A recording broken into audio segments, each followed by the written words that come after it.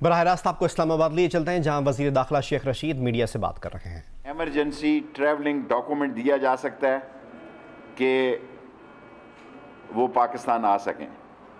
और अभी मरियम साहबा ने सर्जरी की बात की है और साथ ये भी कहा है कि वो इसकी दरख्वास्त नहीं करना चाहेंगी, तो अच्छी बात है। हम किसी ने दरख्वास्त ना की है ना हमने दरख्वास्त मांगी है। ये तो एप्लीकेंट पे, अगर वो नहीं देना चाहता तो ये उसका अपना है। वैसे वो भी ECL पे हैं। और आज जो सबसे खुशी की बात है, जिस पर मैं खुश हूँ, कि वो लोग जो असम्बलियों पे लानत भेजते थे, जिसमें मौलाना फजलुर रहमान साहब भी शामिल हैं, आज वो असम्बलियों से वोट मांग रहे हैं। बल्कि सबसे अच्छी बात यह है कि टिकटों की जुस्तजू में लोगों की दिलचस्पी है। ये इस असम्बली की इज़्ज़त है, ये जमहूरियत की इज़्ज़त है, ये इलेक्शन के निज़ाम की इज़्ज़त है। और वो लोग जो इस सारे निज़ाम को ताहोबाला करना चाहते थे, वो मेरा ख्याल है उनकी बहुत बड़ी शिकस्त है। जिस तरह कौम की दिलचस्पी है और जिस तरह मीडिया, और इस मीडिया की दिलचस्पी को दे के मैं 2 दिन के लिए बॉर्डर मैनेजमेंट भी देख आऊँगा, क्योंकि इंटीरियर मिनिस्ट्री के अंदर बॉर्डर्स भी हैं। वहाँ जो लोगों को तकालीफ़ हैं 2 तो 3 दिन में, क्योंकि इसमें काफ़ी वक्त है अभी 3 मार्च में, सो वो भी मुझे देखने का वक्त मिल जाएगा। और लास्टली मैं ये कहता हूँ कि जो लोग ये कह रहे हैं कोई सरप्राइज़ हो जाएगा, कोई सरप्राइज़ नहीं होगा। इंशाअल्लाह ताला इमरान खान सेनेट इलेक्शन जीतेगा। और कैंडिडेट का ऊपर नीचे होना, सारी जो बिकने वाले हैं वो किसी भी आलम में, और सुप्रीम कोर्ट का फ़ैसला आने वाला है, इस पर बहुत अहम फ़ैसला आने वाला है, जिसमें ये देखना है कि ये इलेक्शन ओपन होगा या सीक्रेट होगा। और वो फ़ैसला भी उम्मीद है 3 मार्च से पहले पहले यकीनन आ जाएगा। मैं आप सब लोगों को एक बात जो कहना चाहता हूँ, जो बिकने वाला होता है वो काउंसलरशिप के ज़माने से मैं देखता हूँ, उसका ज़मीर मुर्दा होता है। वरना लोग किसी सूरत में जी अपने ज़मीर को नहीं बेचते। जो एक दफ़ा बिकता है वो 10 मरतबा बिकता है। और आसफ जरदारी वोटों की ख़रीदारी के में उन्होंने PhD की हुई है, लेकिन उनको मायूसी होगी। और पिछली दफ़ा एक बयान मैंने अज़रा मजाक ही किया था और मुझे नहीं करना चाहिए था, माज़रत ख़्वाह हूँ। लेकिन मैं इलेक्शन के बाद 3 मार्च के बाद बहुत थोड़े दिनों बाद रमज़ान आ रहा है, सो PDM को कहूँगा जहाँ आपने इतने फ़ैसले बदले हैं, आप इस फ़ैसले को भी रमज़ान के बाद ले जाएं। आपके लिए कोई इस्लामाबाद में रुकावट नहीं होगी, तावक्त आपने कानून को हाथ में ना लिया। जिस तरह हमने आपको सहूलत इलेक्शन कमीशन के आगे दी, इसी तरह आपको, अगर आप 26 की तारीख़ पे कायम हैं, वही सहूलत हम देंगे, तावक्त के कहीं या किसी जगह कानून को हाथ में नहीं लिया गया। मैं अल्लाह से पुरुमीद हूँ कि इस 3 मार्च तक, अब सियासत तो सेनेट की होनी है, इस 3 मार्च को इंशाअल्लाह अल्लाह सुब्हाना ताला इमरान खान को और उसकी पार्टी को इज़्ज़त देगा। और जो लोग ये कह रहे हैं कि सरप्राइज़ होने जा रही है, 15 दिन तक आप यही सुनेंगे कि सरप्राइज़ होने जा रही है। और 4 मार्च से इस मुल्क में सियासी सुकून आएगा, इस मुल्क में सियासी बेहतरी आएगी, इस मुल्क में जो अफवाहों के बाज़ार गर्म रहते हैं उसमें कमी होगी। और इंशाअल्लाह ताला इमरान खान की क़यादत में फाइनेंशियली, पॉलिटिकली, इकनॉमिकली ये मुल्क आगे बढ़ेगा। मैंने जवाब दे दिया। 2-3 वज़ीरों का नाम लिया। दूसरा सर, आपसे बेहतर उलमाए किराम से किसी के रास्ते नहीं है।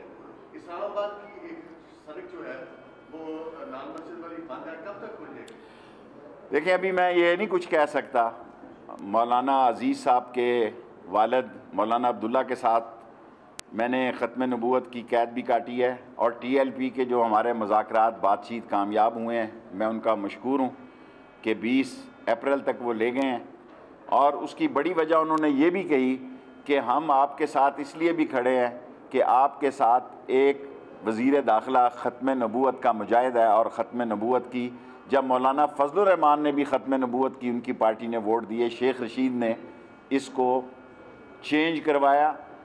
और मैं TLP का भी मशकूर हूँ कि उन्होंने हमसे तावन किया 20 अप्रैल तक।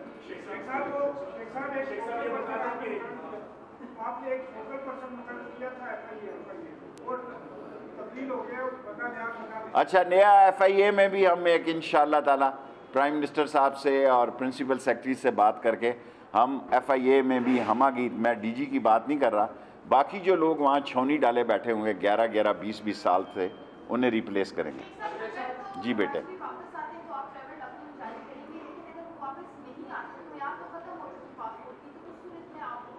देखें, अगर पाकिस्तान आना हो तो जो इख्तियार मेरे पास है वो मैंने बता दिया। With the consultation of foreign office I can issue ETD। This is the only power I have. उनको रिन्यू नहीं मैं कर सकता पासपोर्ट, ये नहीं कर रहा, कर सकता हूं लेकिन कर नहीं रहे, क्योंकि उनका नाम 20 अगस्त 2018 में ECL पे आ गया है।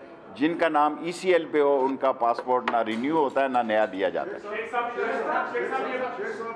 एक मिनट तू कार दो।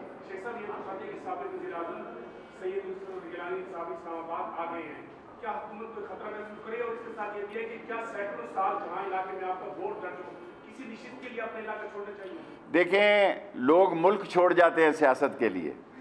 वो क्या सियासतदान है जो धोखा दे के मुल्क छोड़ जाता है? लोग सियासतदान, हम जब स्टूडेंट वर्कर थे तो UK में, अमेरिका में गरीब लोग पैसे जमा करते थे कि हमारी लाश पाकिस्तान जाए, शायद हमारे पास पैसे ना हो, हम अपनी धरती पे मरना चाहते हैं। ये वोट लेने के लिए कुछ भी कर सकते हैं।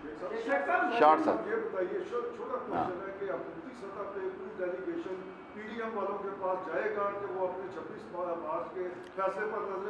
देखें, कोई डेलीगेशन नहीं जाएगा। मैंने एक दरख्वास्त बतौर वज़ीर दाखिला की है। 8-10 दिन के बाद रमज़ान है और ये मुसलमानों का एक बहुत बड़ा मजहबी महीना है, और अगर 26 को भी आना चाहिए, एतराज़ नहीं, ये ना कहें कि मैंने एतराज़ किया है।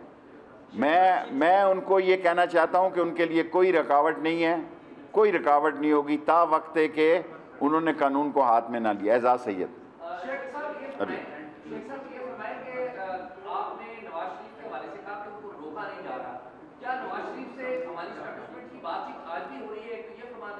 और दूसरा ये बता दें कि चेयरमैन नादरा के तौर पे एक अपॉइंटमेंट हुई है, काफी एतराज हो रहा है कि आपने ही चीफ ऑफ स्टाफ को 2 साल जो पहले आए उनको चेयरमैन नादरा लगाया और अभी तक नादरा बोर्ड भी नहीं। नादरा का टेंडर नोटिस दे दिया गया है नए नादरा के चेयरमैन के लिए, वो छप गया अखबारों में।